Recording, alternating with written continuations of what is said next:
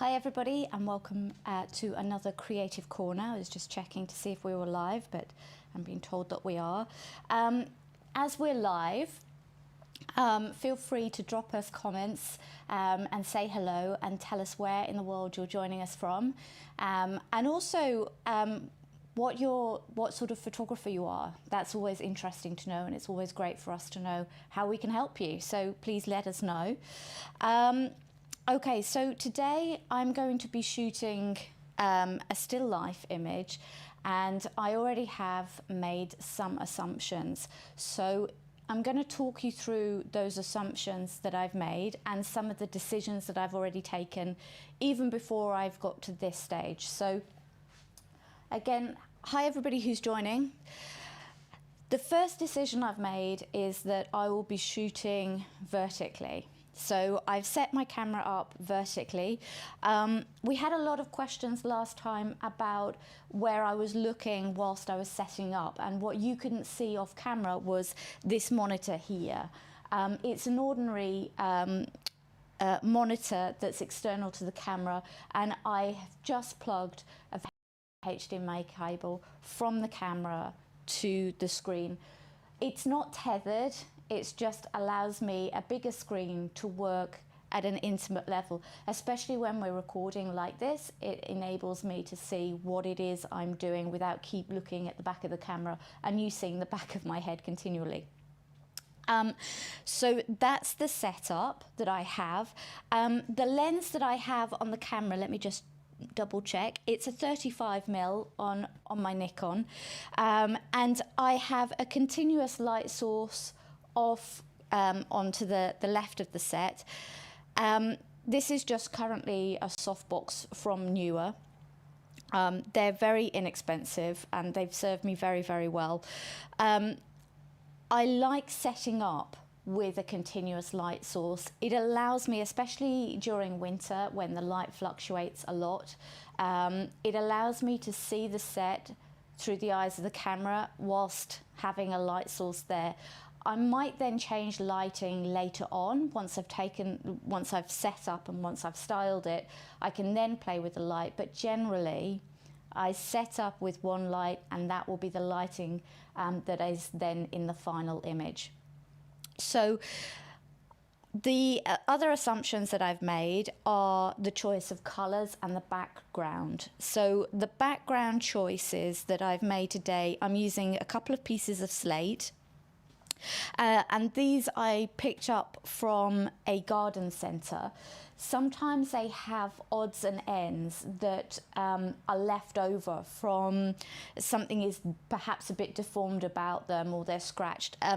These pieces, I think this one, let me just show you, this one has like on the back of it, it's a little bit scratched and deformed. So we got these at a reasonable price because of those imperfections, which of course imperfections means beautiful texture and wonderful for photography. So the assumption is I will be shooting on blues, and the reason for it is I've already picked out my hero flower. And let me just bring on set this tray. This tray that I've put together is pretty much what I would consider to be perhaps a mood board. So let me just pop those there for you. Okay, so this is a selection of props and odds and ends that I've put together for this particular shoot. So it doesn't mean that I'm going to throw all of this into my photograph. What it means though is that it's given me options, and it's given me perhaps a colour palette or a general idea or a sense of where I might take the image. So the flower that I first started with was this thistle. So it's this one here. And this beautiful thistle I was delighted to get here because it's not a common flower. It's a flower that is common to Scotland, because obviously it's a national emblem of Scotland, but it's not common in Portugal. And I was thrilled to find it. So this thistle was like, okay, that's captured me. This is going to be the star of my image. And I'm going to talk a little bit about symbolisms as I go today as well. But this, to me, spoke very, very deeply to me. So this will be my hero of the entire set. So that everything that you see here is based around this particular flower and colour. That's Bob the cat, who's decided to join in today. So everything else that you see here is kind of towards the colour palette. Great. Hi, Tuan. Good to see you. I'm pleased that the image today is good for you. Let us know for you guys how it is. If you lose sound or the feed, please let us know, because obviously we're live, so we might experience those things. So just let us know. So the things that the things that I've put together here are other colours that go within that colour palette, and I've picked out a few fluffy things down here of dried grasses, also the same sorts of colour, the same sorts of purples. I also have a very cheeky dried orange here. Now orange will definitely, blues and oranges normally go very well together. You see how they will work. So it's just trying to work out in the beginning kind of what mood you want to set, what sort of tonality we're going for. I picked out some browns and some acorns. So it's really, I've even got some pears back there, because I thought these beautiful colour, these are national pears, and I kind of, again, it's just the colour palette goes well. So these are my selection of props. I've also got a few more thistles here, not necessarily just because of the colour on the top. Actually, these ones have a really a different under colour, which I quite liked when I picked those. So this is kind of like a mood board, where I grab various things and I put them in the tray just to see how they work for me. And also it gives me chance to see them, to see what sort of feeling I get from them. And because of the thistle, it kind of gave me a very nostalgic feel and a little bit of a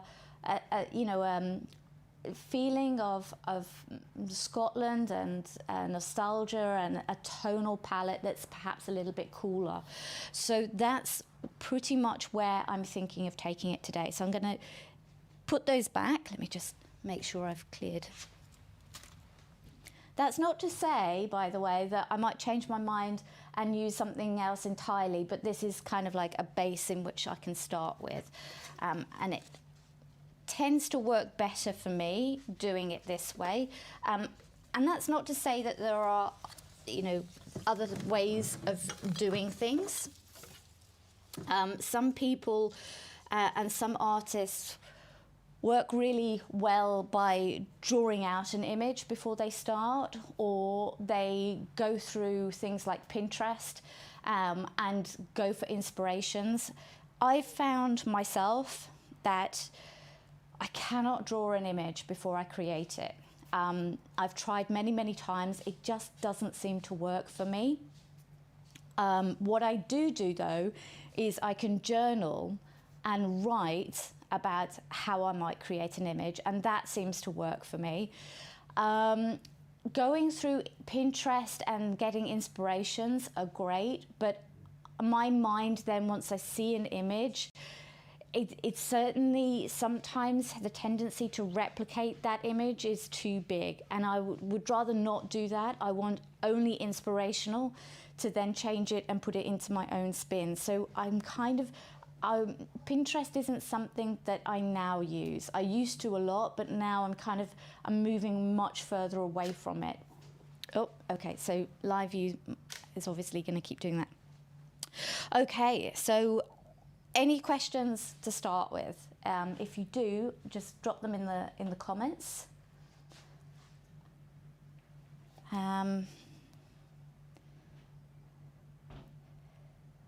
Okay, none yet. Okay, that's fine. I am going to use my iPad to hyperlapse all of this.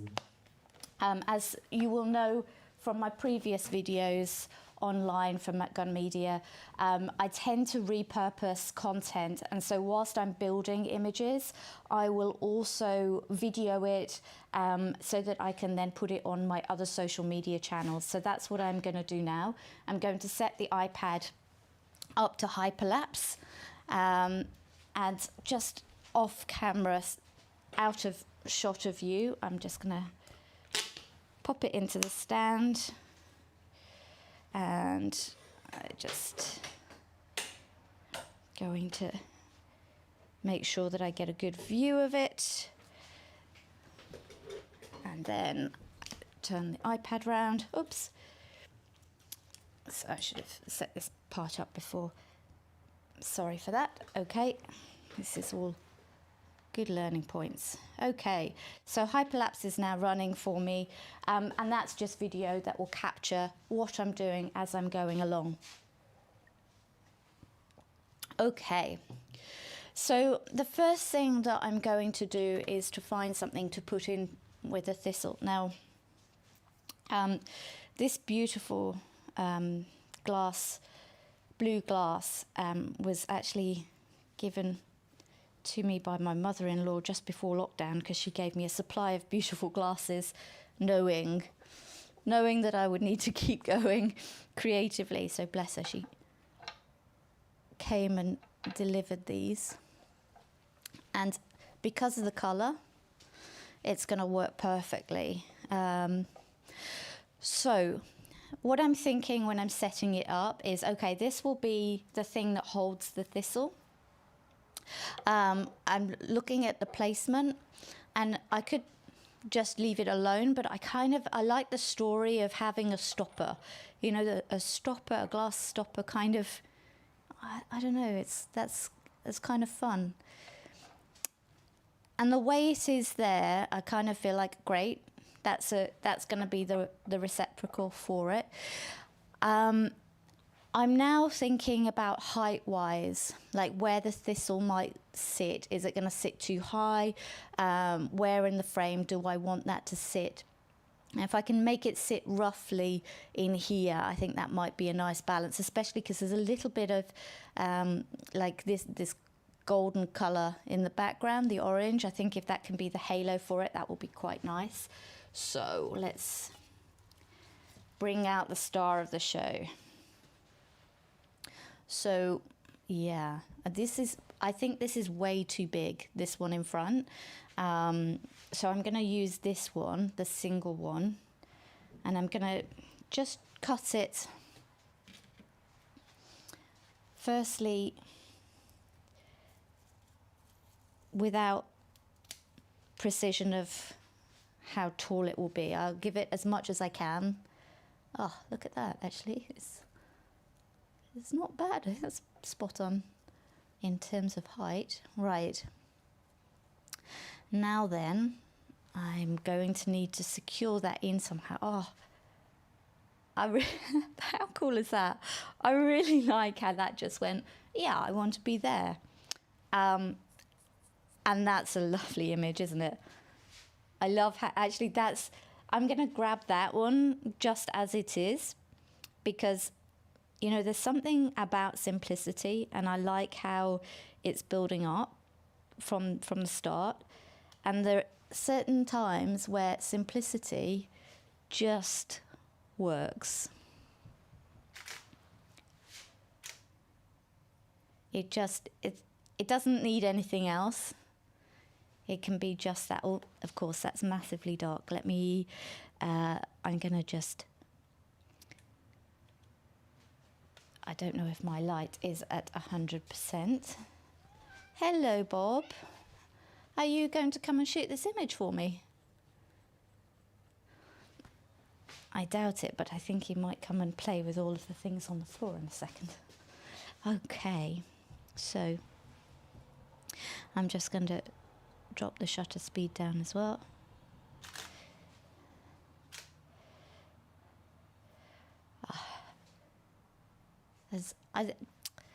And probably just a reflector. This is really just to give you an idea.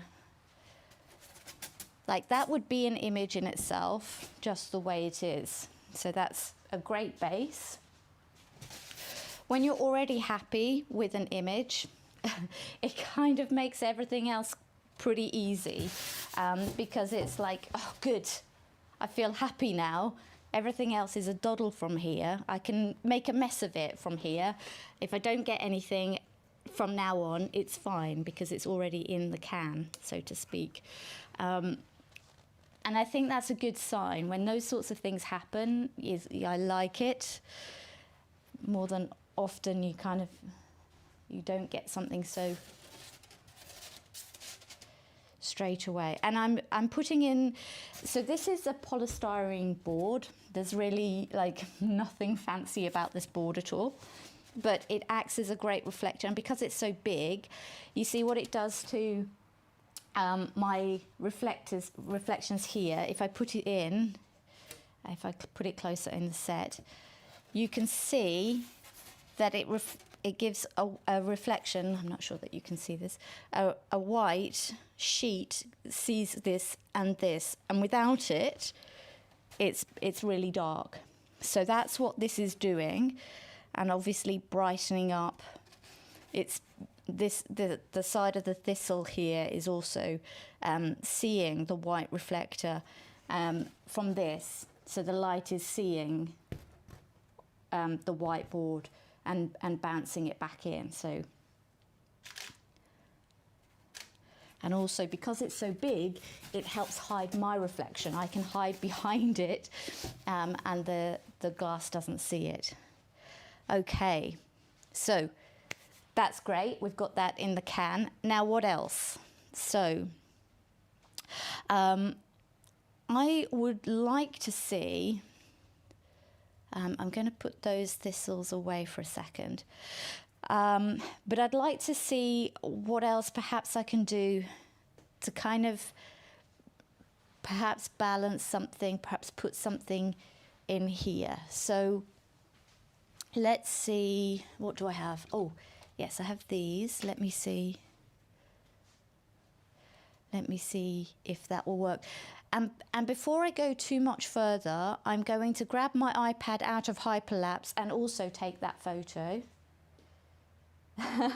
Tuan, you're absolutely right. Power of simplicity. It really, there is something incredibly powerful about it.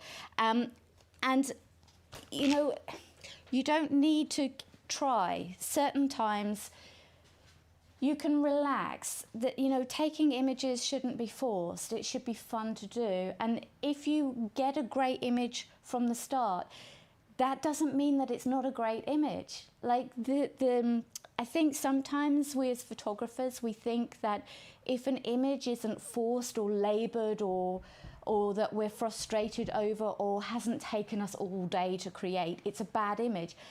The people who are viewing the image, they don't care how long you spent on it. They don't care if it was 5 seconds or 5 hours. It's the viewer will determine whether or not they like it. It's nothing to do with us as a photographer, how long we spent. And really, the better you become at photography, probably the shorter time it's going to take you to take a photograph, a good one that you wouldn't have been able to take at the beginning of your career. So, these are things that you really don't fret over. If you've got a good photo at the beginning, great, you've got a great photo. That's what it is. So I'm just going to, as you guys know, I double duty things. I'm now going to pop onto my McGunn Media Instagram and I'm going to show off. I'm going to show my image to the world, and I'm going to show that last image in the back of the camera and the set. And I'm just going to say, okay, you guys should be on our live. You should be here. So I'm going to tell them on Instagram, join us live right now over on YouTube, where we are creating an image live. Okay, so now I will put the iPad back on the stand for Hyperlapse. Again, it's about double dutying. Social media has become, you know, the new way of publishing your work. So if you can publish your work and get your work seen in that way, then that's by all means do that. So I've just set that up. That's on Hyperlapse. Okay. So the next thing I'm going to do is balance this image. And I was just fascinated by how this might work. So I don't know if it's going to be too tall, but let's try. Let's put this in here. Let's see.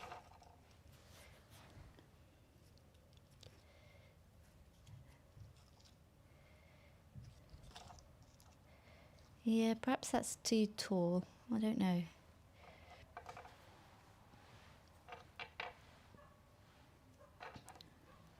I quite like the tumbling feel, like the size, tall, medium, small, instead of the big jump from large to small. I quite like the tumble down. I quite like that. I had thought that perhaps I would use the spiky things a lot more because of the spikes on the top. I did think that perhaps I would put more of spiky things in the background. And that kind of, you know, that's a nice triangle in the back. I'm not sure that I'm going to keep it there, but I'm just going to throw in options to see, you know, see what looks good, what feels good to me. And, you know, as we've got a yellow in the background, if there's a way of balancing a yellow here, you know, like a pair there, as in, you know, a balance of between the pair and this, just kind of leaning in against each other. You know, there's no set formula for these, so it's like compositionally you kind of put them in and you see what works or what feels right to you. Sometimes you can just see what a set needs. In this kind of case, I'm going to take them out again. I do like this image, and you know what, before I take it out, I'm going to take the image because then I can either come back to it later, or I can know that I've got it and move on to another place. So I'm going to take that. These just gives me options. So there's that one. The next thing I want to do, I said that I would talk about symbolism, so I'm going to take this and this out. Now, thistles actually have a great symbolism. Thistles themselves mean resistance and bravery. They also are a national flower of Scotland. And I quite like symbolism. Like, I think it adds a greater depth to any image that you're taking. So it's something that I've started doing a lot more recently, and something that I'm loving learning.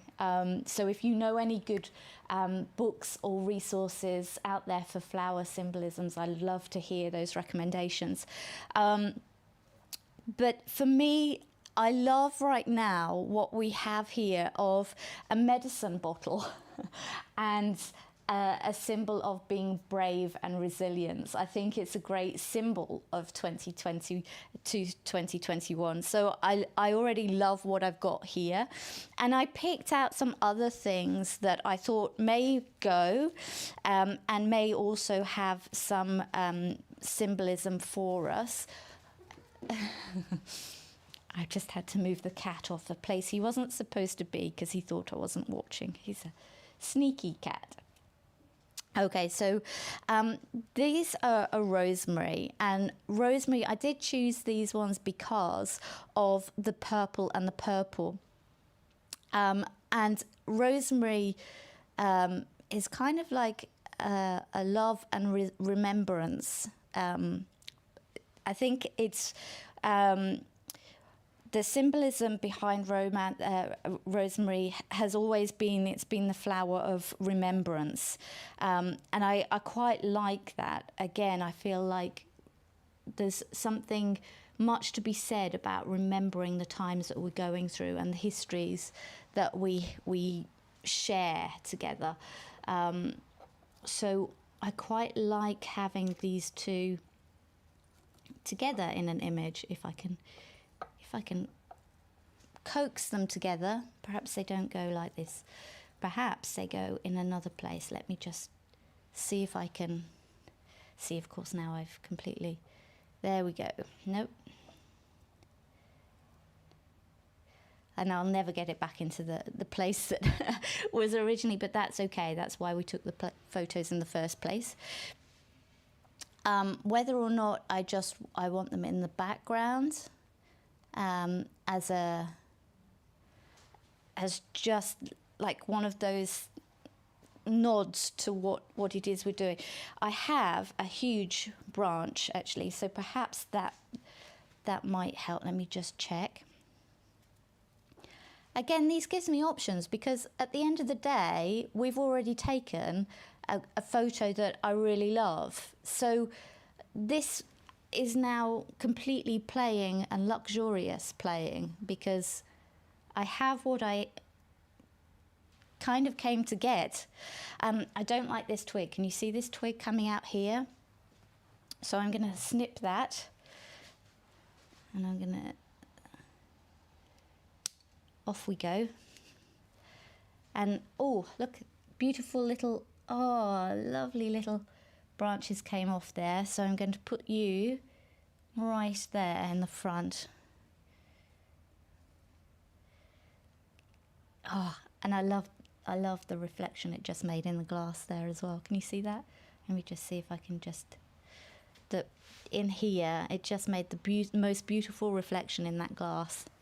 So that's a winner for me. I love that little nod of reflecting back in remembrance. You know, it's kind of, the symbolism matter when you make things because you're making something with a very determined mindfulness of what it is that you're creating and the meaning and purpose behind what you're making.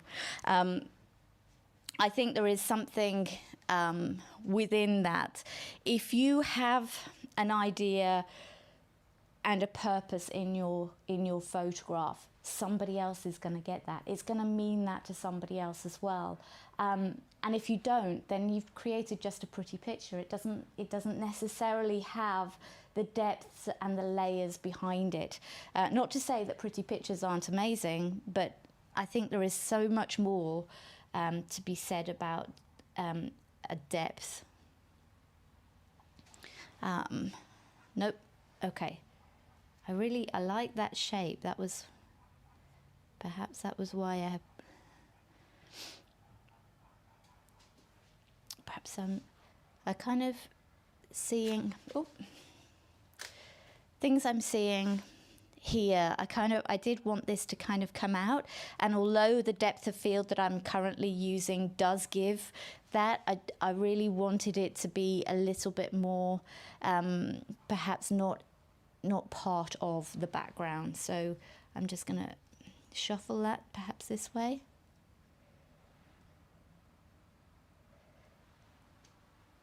So I could absolutely have at this point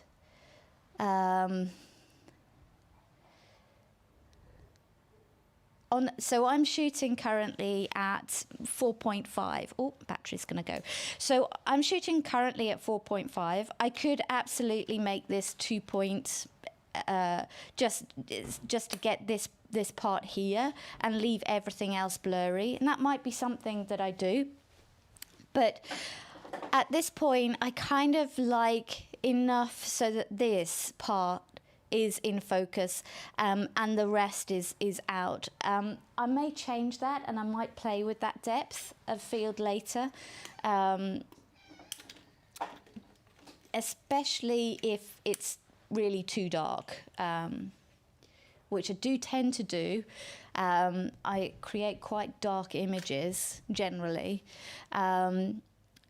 And I have to then train myself to take an image that is lighter than I would naturally like, until I then go back into the computer. When I go back to the computer, I can see that actually by making it lighter now, I then have that ability to play with dodging and burning later on.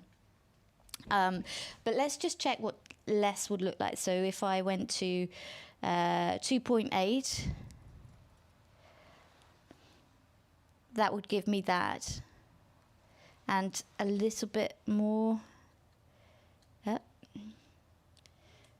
I don't know if you can see the difference in the camera here. In here, it doesn't make too much of a difference currently, because of the live view. Let me just come out of live view. If I come out of live view, it's on 2.8, and go back into live view, you'll see that's what it looks like at 2.8. And this background is incredibly blurry there, and I can't really make out anything or any kind of detail of the rosemary. So I do want a little bit of detail. I know that we've got it here, but I do like just to see a little bit more depth and definition. So I'm going to come out of, if I go to 4.5, come out of live view, go back in. You can see here it does give you a little bit more depth around the needles, and it tends then to just give me a tiny bit more separation out. So I'm going to keep it at this for now, but it is always good to play with depth of field, because some images you really do, having that really blurry and wonderful mystical feel to it does give you a lot of magic to play with. Okay, so I really like that when you bend over, Mr. Branch. Would you like to carry on being bent over? If not, I'm going to hold you with something like a clip until you naturally bend down. The branch itself is a little bit wet at the moment, so I know that I can manipulate it right now. Hello, Bob. I can manipulate it right now, and it will, when it dries through a little bit more on set, I know that it will bend over. So I'm just going to hold it like that with a clip for now. I know that's quite funny, but having a little bit of weight on the branch will help that branch shift. And by the time I've finished faffing with the rest, hopefully it will be in the shape that I want. Do you see now it's giving me a little bit more space around the thistle? That's what I'm going for here. So I'm just trying to work these branches open a little bit, just to give me just a little bit more to play with here. And I want to know what's creating that. Is that this branch? Do I need to move that branch or twist it somewhere, or just cut it off? I might just cut it off and see how that helps us. Doesn't really. Let me just see if I can. There we go. A little bit more. Okay.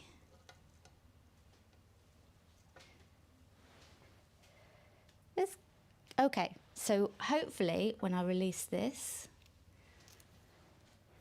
oh, come on. I want you to bend around. Let me see if it will. Almost. Okay, so I'm definitely going to need to hold it on with a peg for a little while longer whilst I carry on faffing. But here I am getting a little bit of space now, which is kind of really nice for me. That's kind of what I want to happen.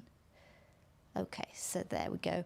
And the dark patch there is because the branches are wet and they've just left a little bit of darker patch on the slate, which I'm actually liking, and it might give me an idea to wet the slate entirely in a minute for the end of the shot, because that will automatically darken everything down. And it will make that green really pop out for me. So I'm keeping that in my back pocket, but I'm going to carry on working this. And I'm going to take this out just for a second. And I'm going to just add in these branches and these lovely purples, because now I've got a natural, do you see, without the pin, obviously, because I'll be taking the pin out in a little while, but you see how it naturally now cascades down, whereas before I was using this to make that shape from the tall item to the smaller item with something in between, so the eye would go dunk, dunk, dunk. Whereas now I have a natural branch in the back that naturally slopes down to guide into the smallest portion of the image. And I might now just push that in just a tiny bit closer so that I get the petal here and the petal push behind it. So far I'm really liking that. Let me just, I just want to see. Yeah, it's wobbling a little bit, so I wanted to see if there's a little bit more of a stable part of the slate, because the slate is very wobbly and uneven, and I wanted to see if I could just perhaps push it onto a place that is slightly less wobbly. Oh, Bob's come to talk. As past his afternoon nap. He should be asleep now. That's what I hoped anyway. Oh, what you hope and what a cat will do are two very different things. And I like the branches there. So perhaps not this side. I think the other side might be. Let me just check.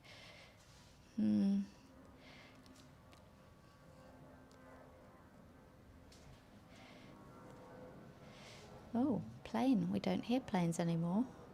Not in lockdowns. That's unusual sound, which is why we've been able to do these lives. It's because it's been a little bit quieter for us here in lockdowns. It's not always so easy, though, because obviously we do have apartment noises, but generally it's been a lot quieter, and obviously traffic and transit have really stopped, so it's allowed us a bit more freedom to. Okay, so I'm just, can you see what I'm doing here? This is just the back, but I don't want to interfere with this reflection here in any way, but I don't want the line. So if I can hide the line at the back, I'm going to. I might have to push this right the way back. Let me just see what it looks like against the background. That gives it a lot more. This then kind of really comes out. I think we can probably split the difference. Oh. Okay, so that's what I'm looking at, and I will just try and, okay, so that's not bad. And now I'm going to look at this part here, and I'm going to see whether or not it needs some branches, or whether or not I can, if I can create kind of a circle-y shape here and kind of guide everybody into the center, then that is what I will do. And I quite like having little dots of these flowers in the back, because it will scatter people's eyes. So you'll go to this first, and then all of the tiny light patches in the images, like the highlights of those, we can make them stand out a bit more. So I can control where your eye will flow around the image just by these light pops of flower. So that's really cute, and I liking where it goes, but I kind of then feel like there's perhaps an imbalance in the image over here, and I'm not sure then if I like the framing at all. So okay, that's where I then reshuffle things and see what fits and what doesn't, and whether or not they need to come out. The other thing that, let me just take this out for a second and see whether or not.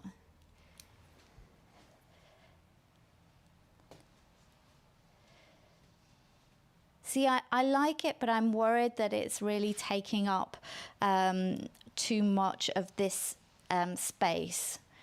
The other thing that I have here is a lot of bright yellows. So let me just, again, now this is just playing. I'm not sure that I necessarily like where all of this is going right now, but that's okay, because again, I'm safe knowing that we had a good image in the beginning. So now I really can play, and I can kind of push things to an extreme point. So perhaps this one back here needs to come out, but so these are little pops here of yellow, which again allows an eye to flow around an image, and a bit, surprising. Hello, peekaboo. We could, and that way we can keep the thistle, and we can still have,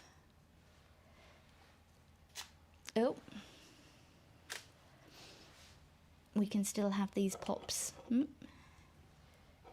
just hiding the glass behind it if I can.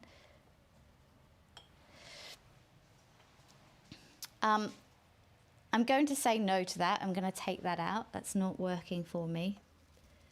So, and the rosemary behind, I don't dislike it, especially now that it's given a lot more room there. So, okay. Let me just,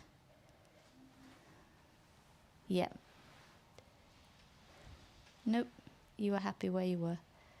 Okay. So, of course, now I've touched it in the wrong way, so it's gone. I've lost the lovely shape. Let me see if I can get the shape back of the little swish. That's what I wanted, but there, yeah, okay. Ooh.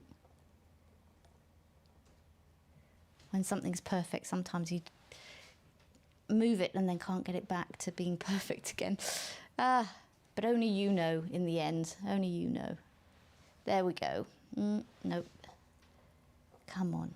We're gonna work you until you fix yourself. Consider your actions, Mr. Thistle. That's what you need to do. Consider yourself and your position as a star on the show. I think because the glass is rickety a little bit, I've ricketed it out of place.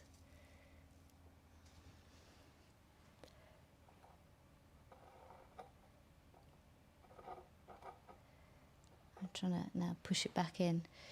Okay, it was kind of there, probably.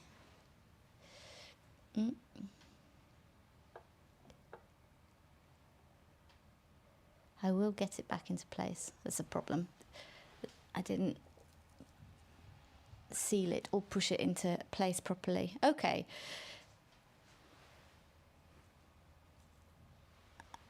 I wanted it to be in there. We'll get you back in there.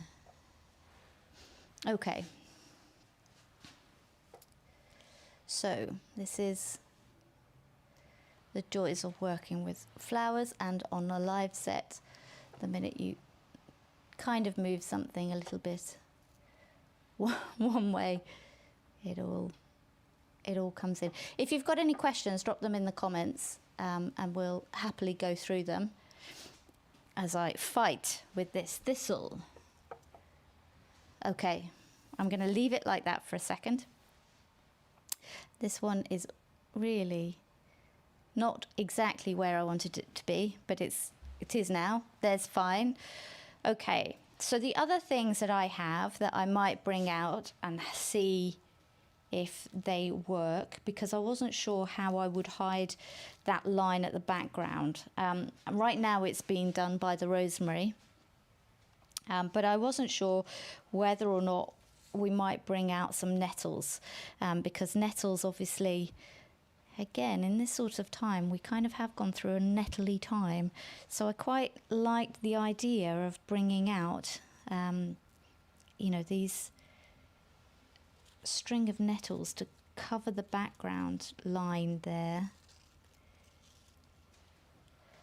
And just have a tiny touch of different green in the background, which, let me just pop that one.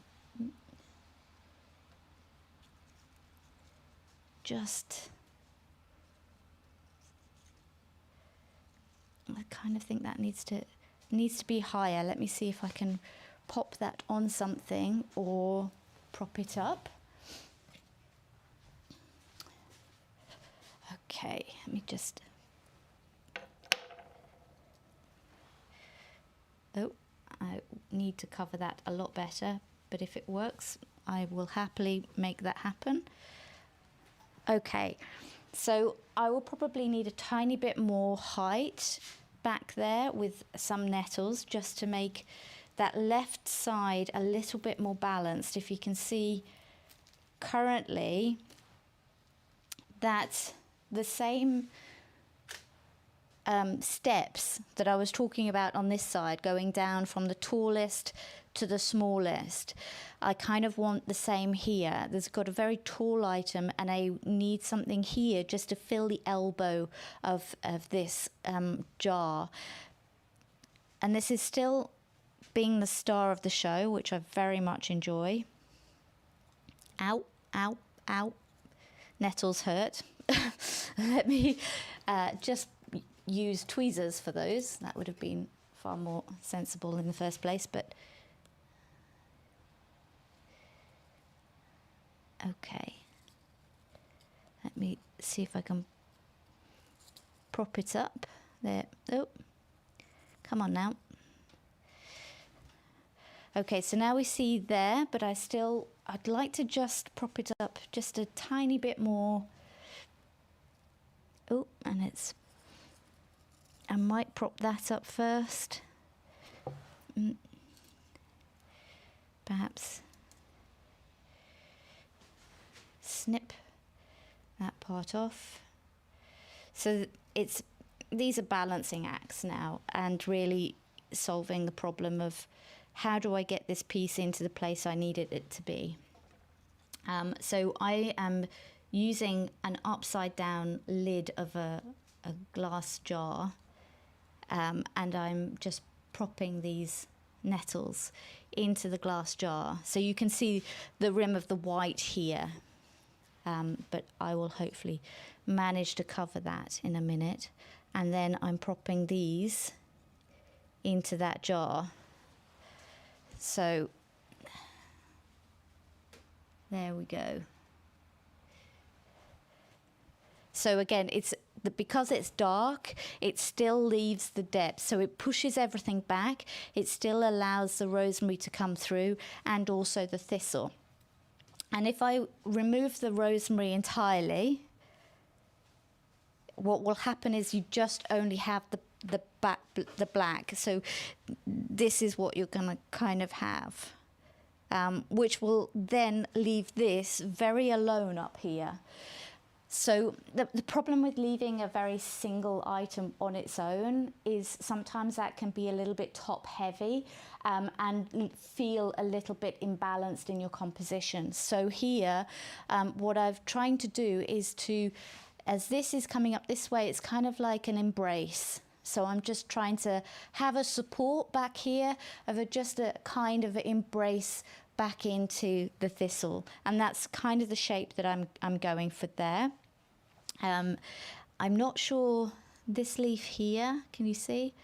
I'm just going to take that out. It's just a little bit big in my eye frame back here, so I'm just going to drop that on. But you see this space here, I'm going to see if I can just pop that into that space. There we go.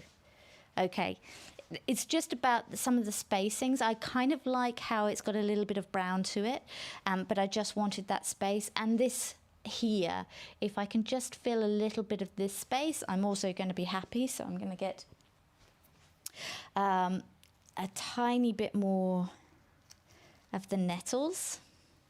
I'm going to keep out some of the what I'm selecting here is tiny pieces of nettle that will make up perhaps some of the kind of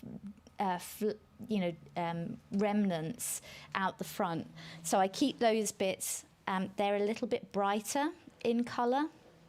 And because they're small, it means that they're not going to detract anything in the front of the frame. If I put something big out the front, your eye immediately goes to that rather than to smaller items. Although having something in the front is something that I plan on doing on this image, because I do like, I kind of like a cinematography type feel of depth, and you can create depth in so many ways in photography with depth of field or lighting, but I like to also use styling to create that depth. So if I can put something at the front of the image, the middle of the image and the back of the image, I like doing that right now. It's something perhaps will change in the future, but right now it's something that I'm enjoying doing in styling. I'm laughing because I like a live view always goes a little bit. Please feel free to pop comments and your thoughts in the comments. I will read them in just a second. I'm going to just pop another leaf here as I just see that gap has been created and I don't like it. So I'm going to pop that there. Probably. There we go. Okay. So that's now, that is tumbling down a little bit, probably more than I want, but we'll perhaps see if we can just put something a little bit more height-wise in the corner here. Okay.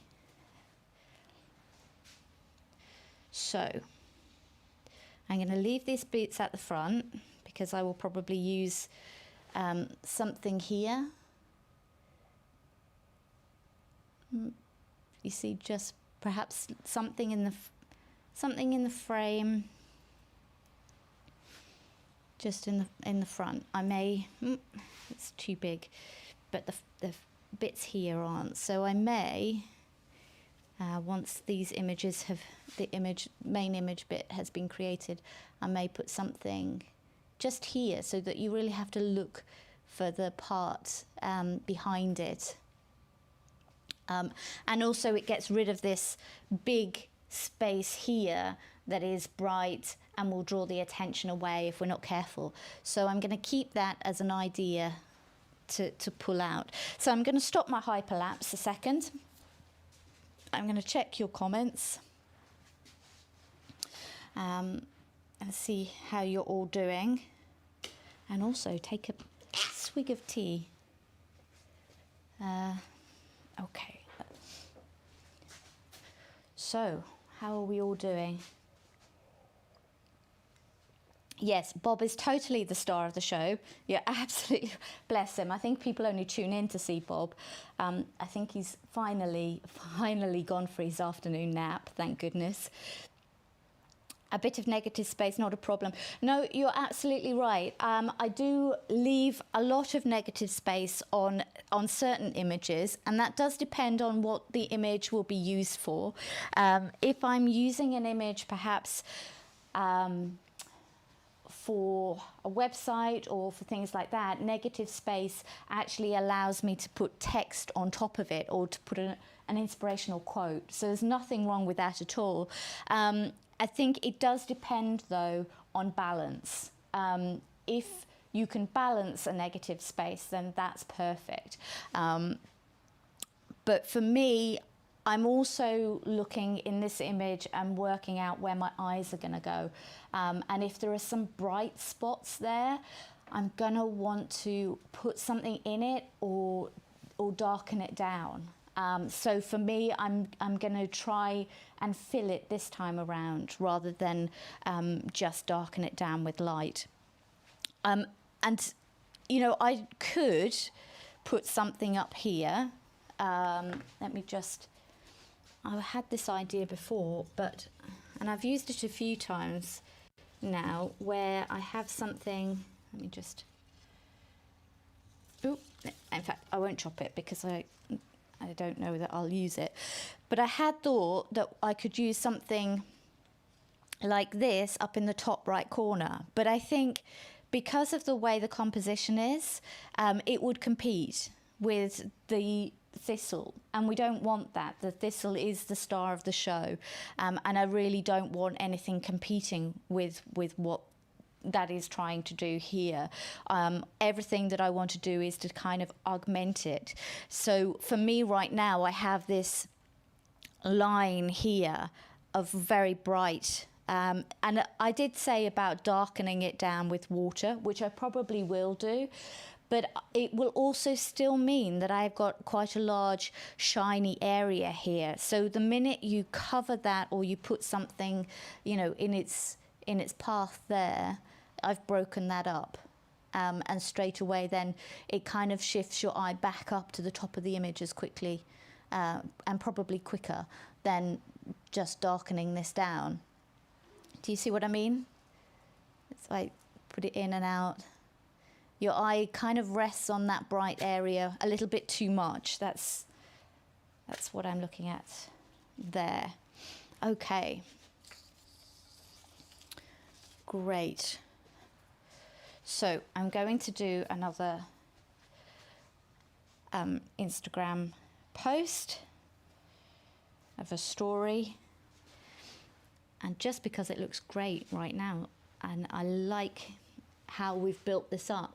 I love the simplicity of the one that we got in the beginning.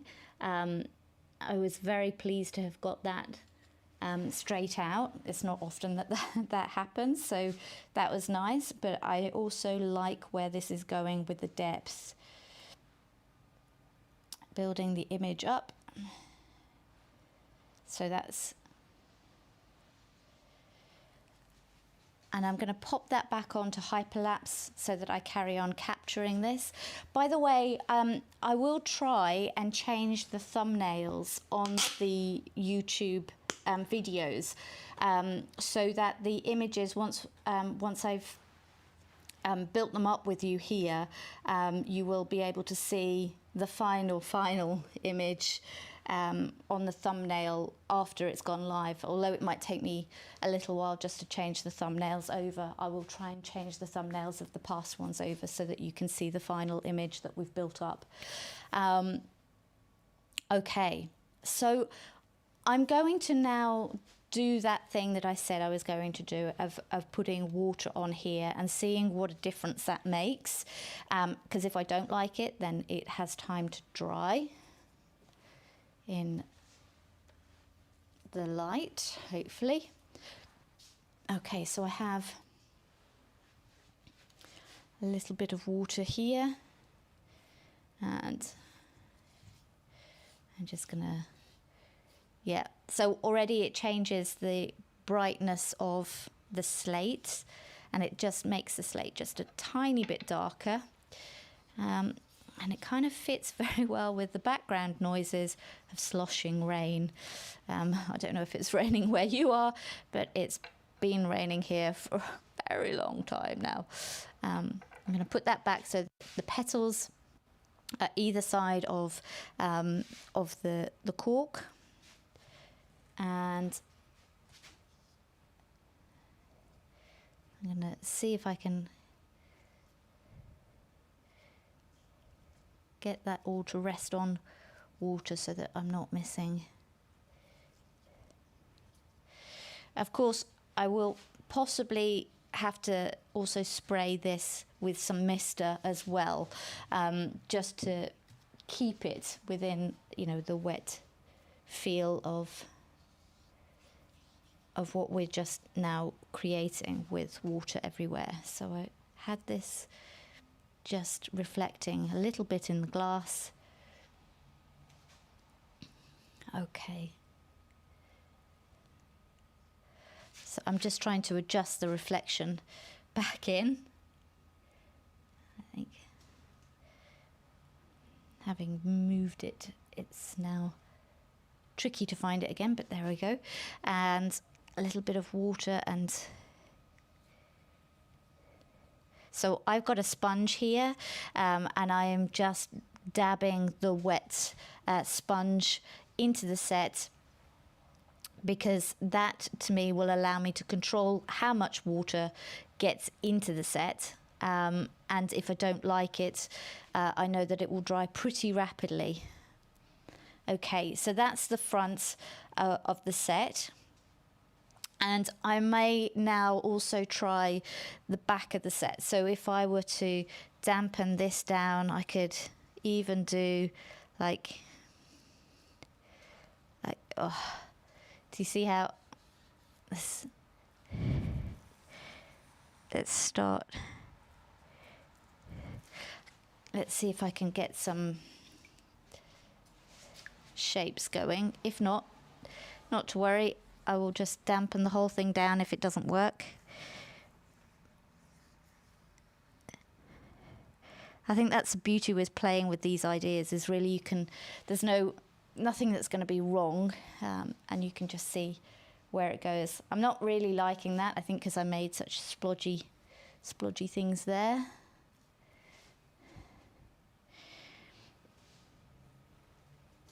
So I will wet the whole thing. Oops.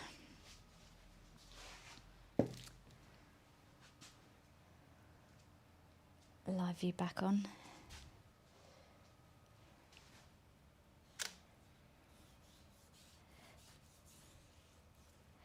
So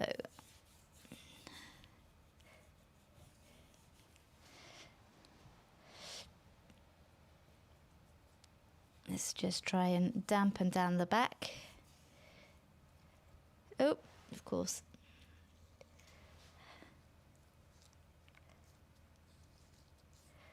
I'm going to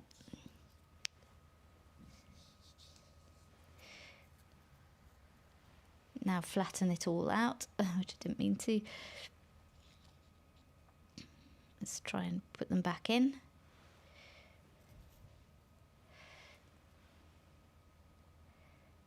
I think that's often the biggest problem with sets, is when you try something new, is you run the risk of moving everything that was just perfect at one point, and then you kind of have to shuffle them back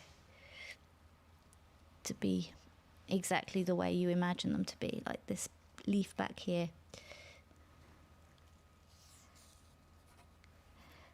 Let's just start again with yew leaves. So there's a gap here that I needed to cover, so you can cover that one there. Oh, nope. Didn't like the idea of that.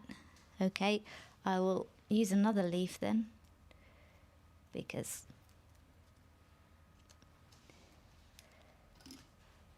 you went and hid. Okay, so that was too bright. And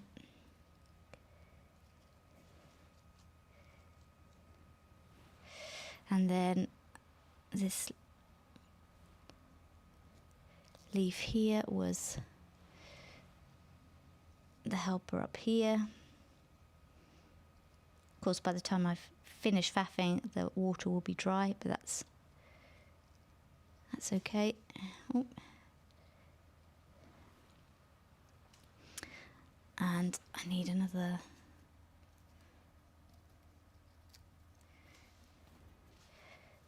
I'm just covering in the gaps now that have appeared by everything falling over. And having placed them in just the right place, because for reasons they needed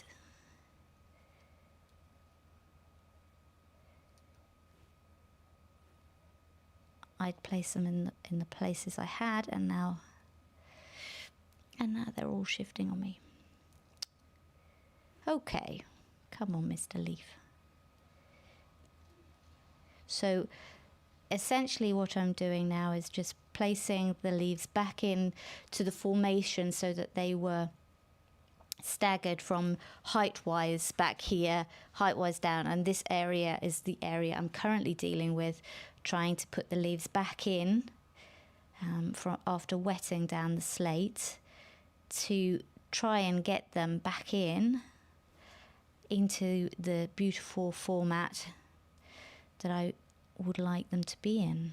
So there we go. Well, I know you're quite capable of being... Nope. Oh, Mr. Leaf, you let me down. That's okay. I've got more where you came from. So I'm going to stash you there. There we go. You can go a bit taller.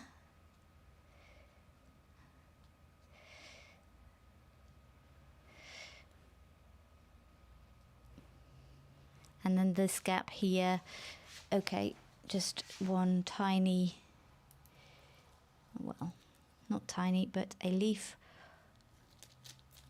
just to fill that gap is what I'm looking for.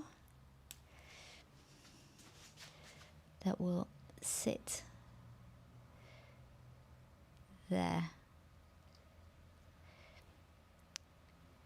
I don't mind the turning them over and having a different colour either, but that's kind of what I was after, and obviously that little gap there will fill in a moment. It thinks I've forgotten it, but I haven't. I still need something in there, but we'll get there. Okay. So let me just see.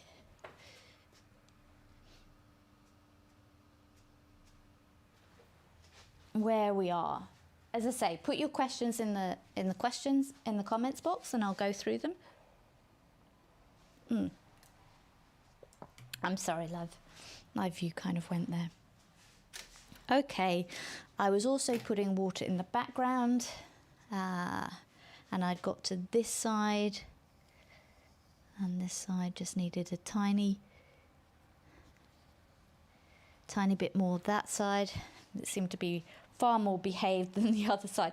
So instantly I've got this lovely kind of sheen and reflection on the slate here. So I like that, but I'm still going to fasten this somehow to be here. And I think my good old trusted blue tack friend is going to do that for me. So I have blue tack on the underside of the table. It's like a disgusting habit, you know, a child who places their chewing gum underneath the table. That's what I do with the blue tack. It's just easy to reach and to get hold of on any set I work, because it's literally the go-to tool. I use it on absolutely. I don't remember a set that I haven't used blue tack on at some point.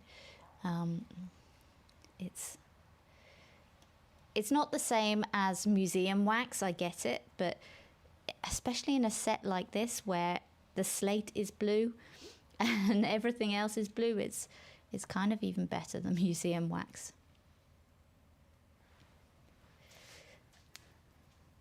So let me just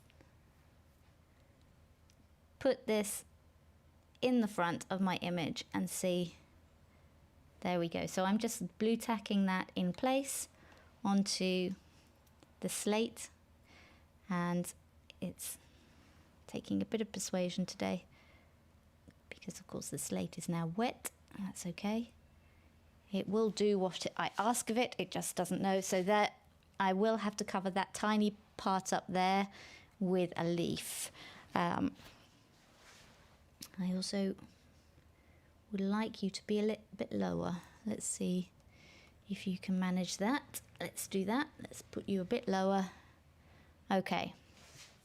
So I like that a lot, and I'm also going to add in that tiny leaf that I kept back before. I'm going to put that in here, but I need to, there we go. It's going to go. Oh, okay.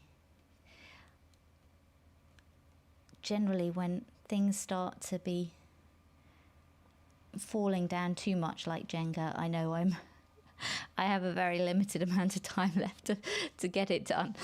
Okay. And the other parts are these tiny little parts of the rosemary that came off when I cut those branches off. I just kept them to one side over here so that I could just dot them into my image, because I love doing that. I think it adds a little bit of, it draws things together in a way. It kind of draws your eye through the image a little bit. Okay, so what's going on here? Something's just a little bit too tall. Do I want to get rid of it, or no? I just wanted to push it down a little bit.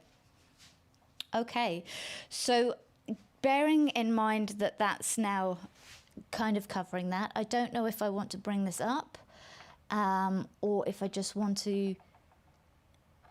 I positioned it there in the first place because of the beautiful lilacs colouring either side of it, so I don't want to move it, but I don't know.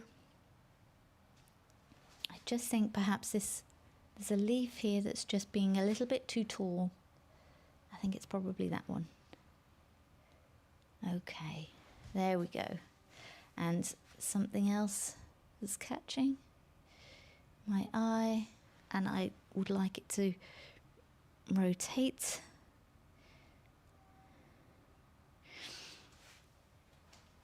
Perhaps if it was like that, will I notice it? I might put a tiny, again, piece of blue tack on the back of a leaf, because I want to make the leaf heavy.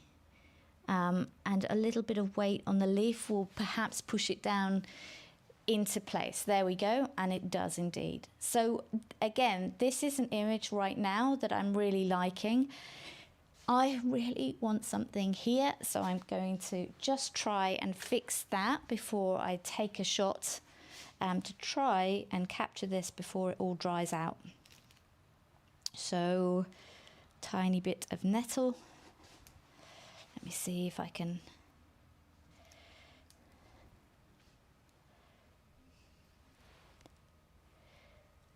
Just pop it back here. Oh, it's going to fight me. That's okay. It will lose. It just doesn't know it yet.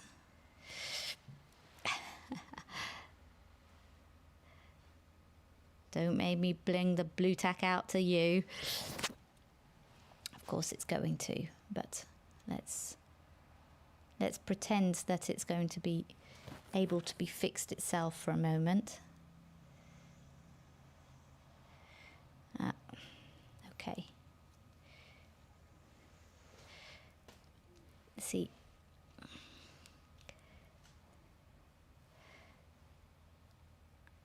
If I can slot you behind something and you pin it.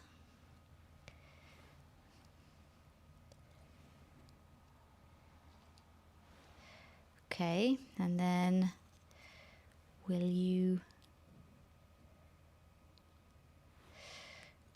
kind of stay there?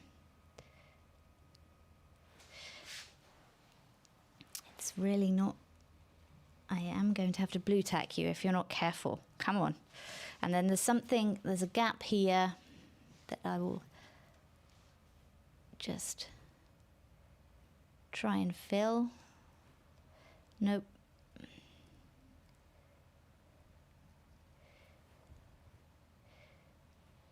Oh, no, okay, where's the tweezers? I'm just gonna pull off another little branch and perform leaf surgery. You have a lot of branches and leaves back here, and you should all be doing things, and sadly, you're all gathering in the same place. So come on, sort yourselves out back here. You're showing me up. Come on. There we go. Come on. Come on, soldier. Up to. Oh. No, I think we've got a rebellion back here. They're not doing what I want them to do.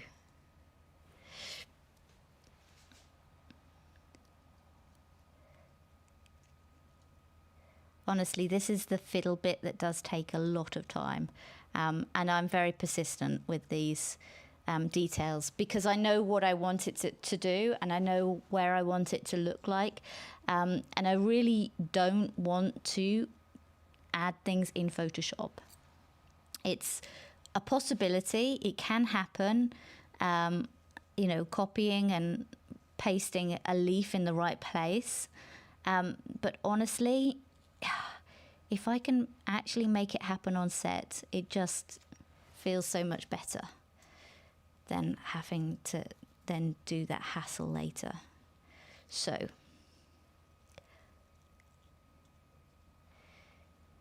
if I can put the branches in.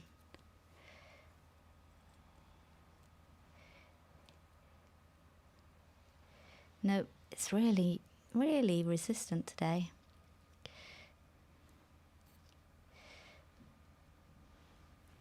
Oh, there we go. Okay.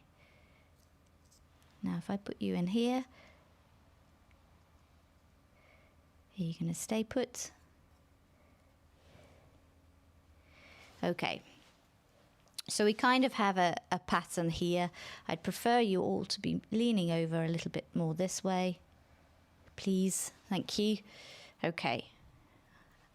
I might forgive you that one. And if needed, I do have some more leaves that I can put in there just to build that out if necessary. But these ones are browner, so I'd rather not, because they've kind of, yeah, you see, just there. There we go. Oh, okay. So there we go. And then you do have a little bit of the leaf pattern back here, and that's kind of a nice pattern there. So this is, and you fell down. You thought I didn't see you, but I saw you.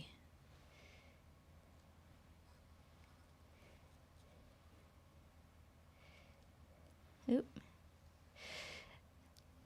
Yeah, these things appear a fiddle, and you know, you kind of think, are you really spending all of your time doing this? And yes, I will, because these are the details that will, you know, they'll make the difference in the image. It is all about the smallest of details, and the smallest of things very often make a huge difference in your final image. They're worth getting right. They are worth the fiddle. And it is what will make, you know, a good image turn into an extraordinary image. It's always details, and it's always the tiniest things that you're coming up. I'm just going to clear the screen so I can see your comments.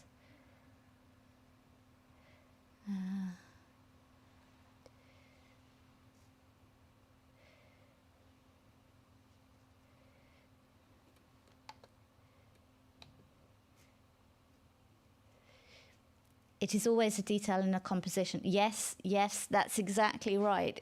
I mean, this is the thing, is that there's a great marketer, if you know him, called Seth Godin, and he says he's got this wonderful expression in his marketing courses and materials where he calls it the awe factor. And awe stands for him of AWE. It's and what else. And I love that's an expression. It's like, and what else can you do? And what else do you do to that picture? And what else can make that image incredible? And there does come a moment in time where you've got your composition down and you've got it as far as you can, or that you think you can. And if you can set it up and it's not time sensitive, like right now this is time sensitive because everything's kind of drying on my slate, and I don't want the tops to dry too much, so I'm going to wet that down again. But there does come a point in time where you say, and what else? Can I do something else that is going to make this image amazing or not? And that isn't the difference between going too far or just enough. It's the difference between, is there any other details that make sense to this image that I can add right now? And it's at this point that I would say the details that I would add, apart from still playing and struggling to get these leaves, because they seem to be falling down here, and I would like them very much to be a little bit taller than they are, and they're going to play havoc with me. So I'm going to carry on working that a little bit more, because I know that it will bother me if I see that in a camera in the back of a computer later, and it isn't right. I will come back and I will definitely fiddle with these. But the other things that this image will need is water on that background. And because we've got water on the set, I would like a little bit of spray and a little bit of water on the leaves. So you see these front leaves here, I will probably put a drop or two of water on those, because we have suggested water in the background. So it then really, kind of, you have to keep the scene, you have to keep making sense. You can't have dry leaves but a wet background. It makes no sense. And it doesn't matter that you know what it should be. Anybody watching it, whether or not that they consciously recognize what they're seeing in an image, whether or not they'd be consciously able to articulate that in words, would still notice it. It's still something that the brain will register. And so that needs to be told. You still need to tell the story of the image in the way that you started. And I started this image with the idea that it was going to be, kind of like an ode to Scotland. Scotland, it is always raining. Every leaf I put that there drops down. I'm kind of dropping leaves in it till it fills the place, and then it will stand up. There we go. Yeah, just need you in just a tiny bit, please. There we go. And so the leaves in the front will need to be watered.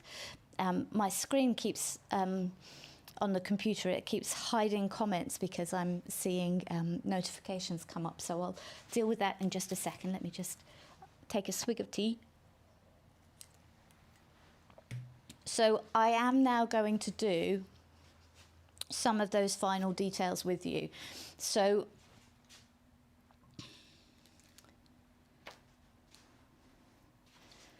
I'm going to just dampen down this again because this dried out. So there we go. Oh, a bit taller. Yep, okay, that's where we are on the image. And then dampen this down. Okay. There's a lot of sheen there where it just dribbled. That's okay too.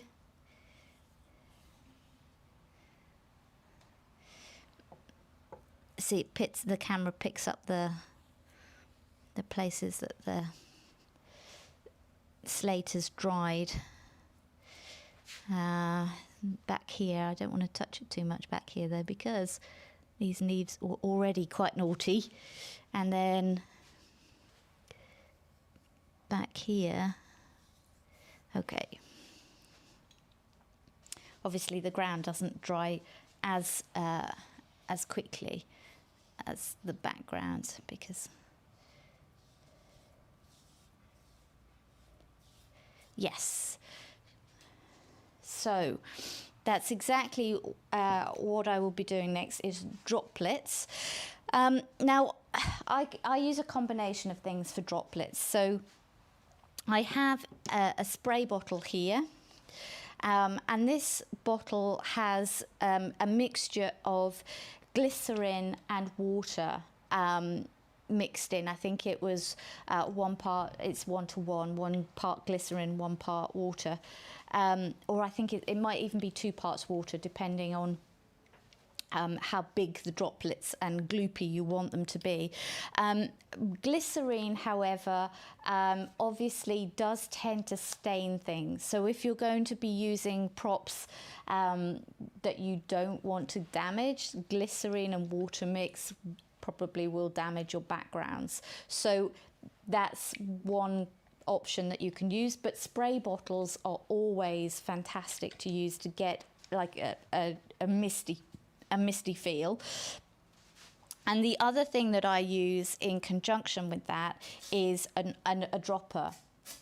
And this is from a beauty product, and they come with glass little droplets, and it allows you literally to drop in, you know, big, I mean, this is a big dropper, so it will drop big drop of, and I don't know if you can, where are we? Here we go. It will allow big drops of jewels onto the leaf. And I tend to only put them in the natural highlight places. So here, let's just pop them there. Because they're going to show up and catch the highlight of the light coming in. So back here I might pop them in like places. Obviously the shallow depth of field that I have on the front means you can't really see them, but that's not going to stop me from dropping them in. And then it allows me to take multiple depths of fields and choose which one I might use with what's in the set. So let me just pop some in, and obviously this is very different. This I need a spray. So let me just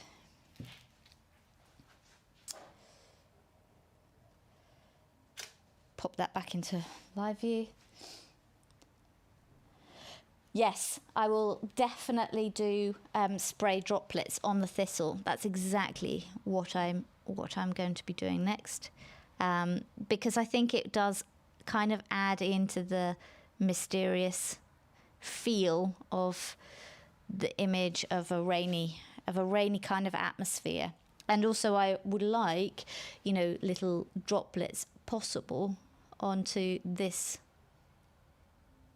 part of it, and I don't yet, and that's going to be a combination, I think, of spray and this, but it's not, this isn't helping. Nope, that's not going to work for me, so it's definitely spray. So I'm just going to grab some tissue, and I don't want this to go on my lighting, so let me just see if I can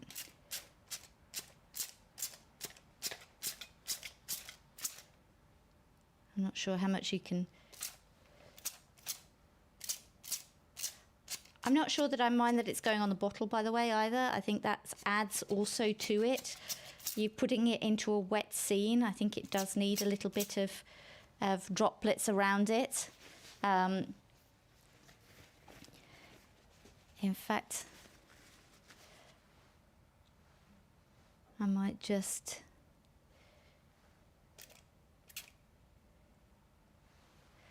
add just a tiny bit more. There we go. So I'm just looking at the thistle. The leaves will also need some, so I'm going to come in front of the camera, I beg your pardon, and I'm going to spray directly straight on, so that what I'm spraying the camera will also see.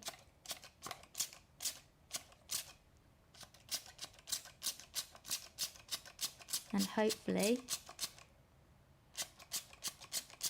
there we go. It will just be enough to register.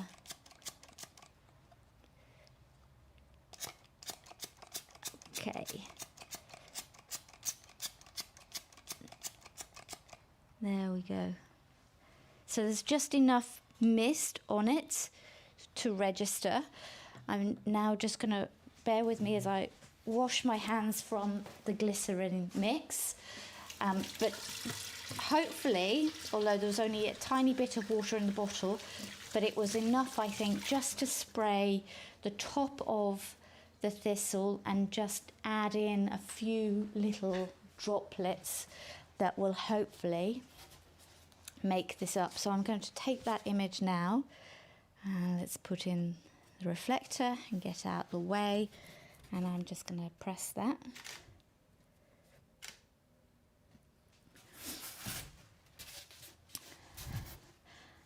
And that's pretty dark. Let me just see what I did there. I think perhaps, yeah, okay. So the reflector needs to come in just perhaps a little bit more there.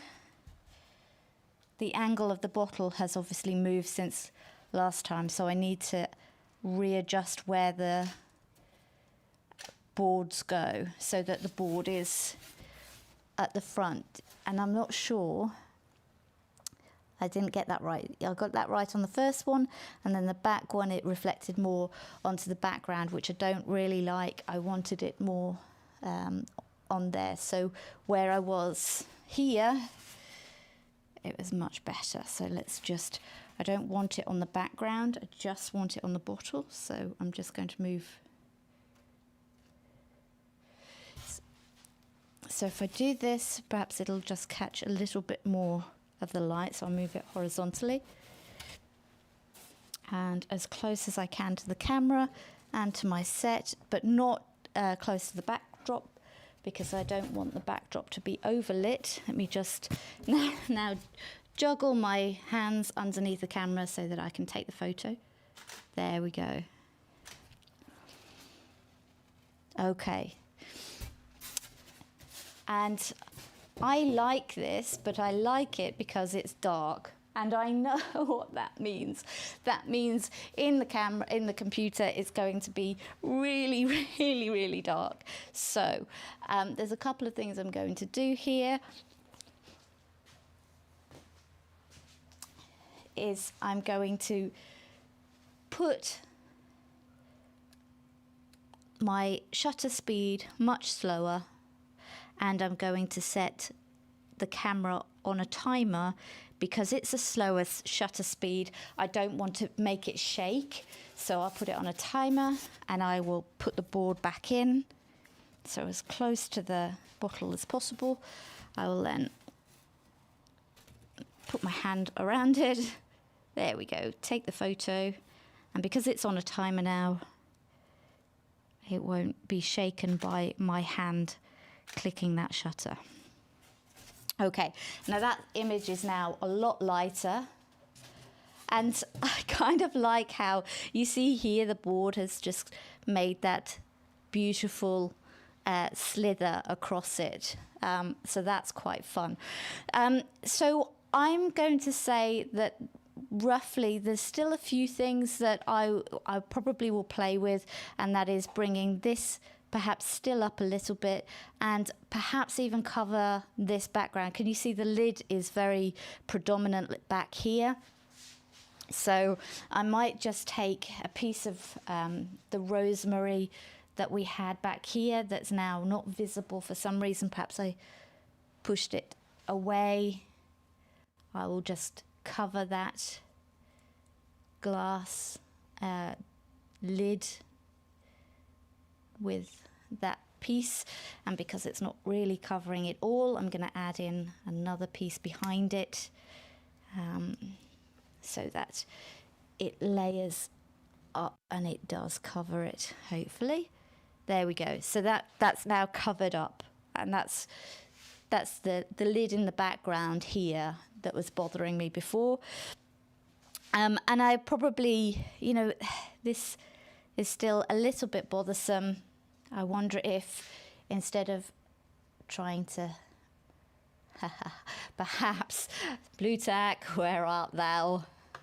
Okay, piece of blue tack, and I'm just going to sneakily, I don't know if it will stick to the background now because the background is wet, but I'm certainly going to give it a try.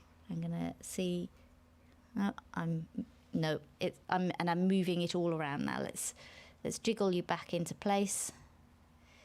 Come on now. And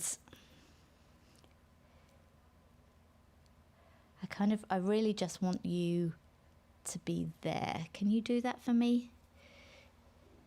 Can we, if I bend you ever so can, like, suggest with a piece of blue tack behind you, can't I? There. You should stay. Oh, because the bottle, of course, has now been soaked a little bit.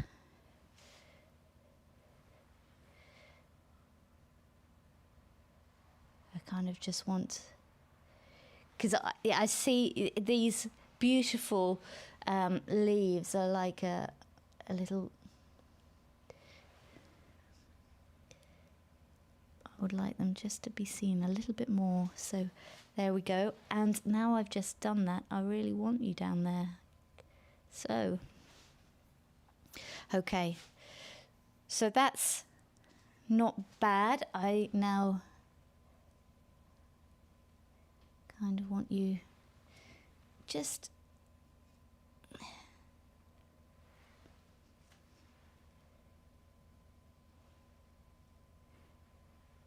millimeter differences now, but that's kind of where I am with that.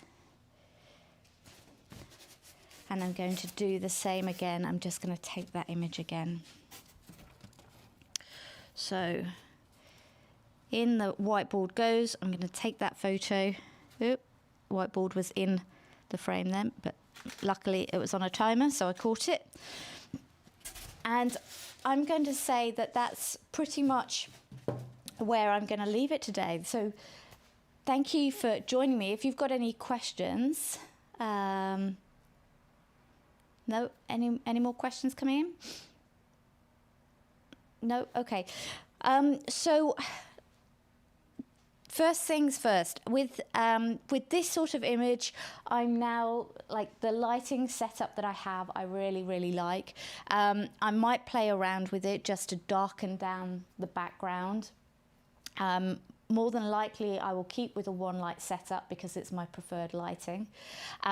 So I will take this photo, I will then put it into editing, and I will make this the thumbnail of this video so that you can see the final image when it's done and when we've posted it up. I will also say that we are now going to try and do these lives once a month. So it'll be the last Sunday of every month. We will be doing these. So if you have any thoughts or ideas of things that you would like to see, just drop them in the comments and I'll happily put those things together. So any final comments? Okay. 20. Oh, it's so, thank you for coming along, really, 20. It was so lovely to have you. I enjoy seeing your comments, and I enjoy seeing that you're here. When I see that you're in, it's so lovely. So thank you for that. If there's anything that you guys want to see though in the future, please let us know, and we'll try and make that happen. So thank you all, and I hope that you all have a really lovely Sunday.